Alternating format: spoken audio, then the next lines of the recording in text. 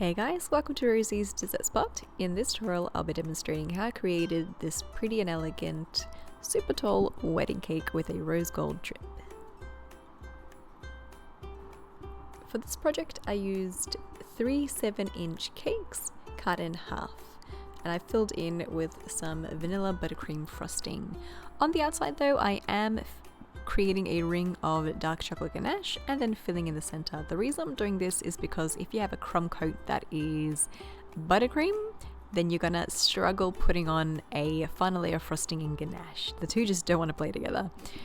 Here I'm creating the crumb coat, so this is just a thin layer of ganache that I mixed through with a little bit of buttercream to trap in any of the crumbs. You can mix the two together, that's totally fine. It's just when you try to add just whole ganache over the American buttercream, that just doesn't want to work. Bring that lip of frosting to the center and then pop it into the fridge to set.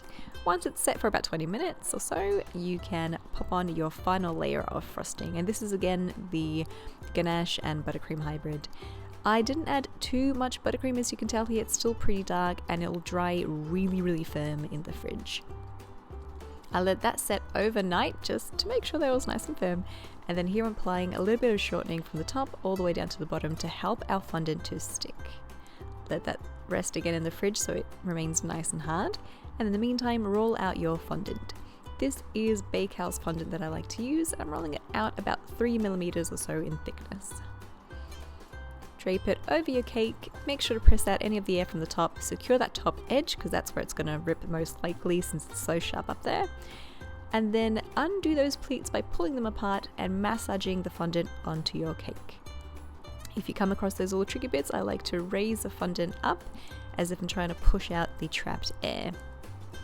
Cut off the excess, make sure to glad wrap that and make it nice and airtight or you will lose it, and then go over with a fondant smoother to smooth down your fondant. I like to clap them at the very top edge to help pinch the fondant and make it nice and sharp.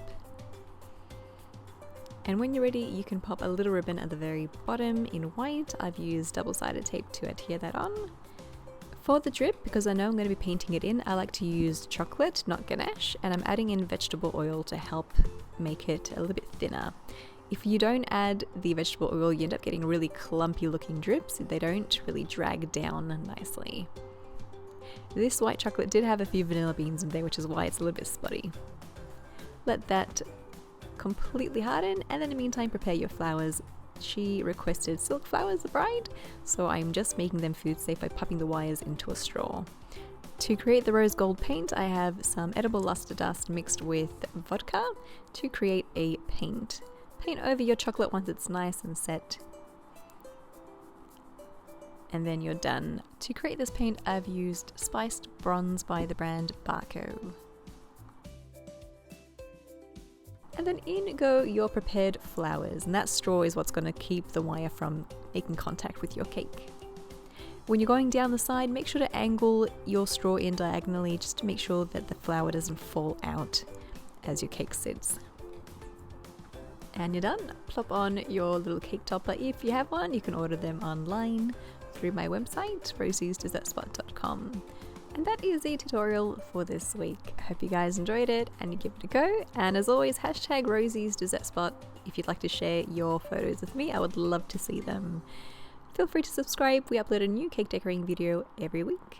Thanks again, and I'll catch you guys soon.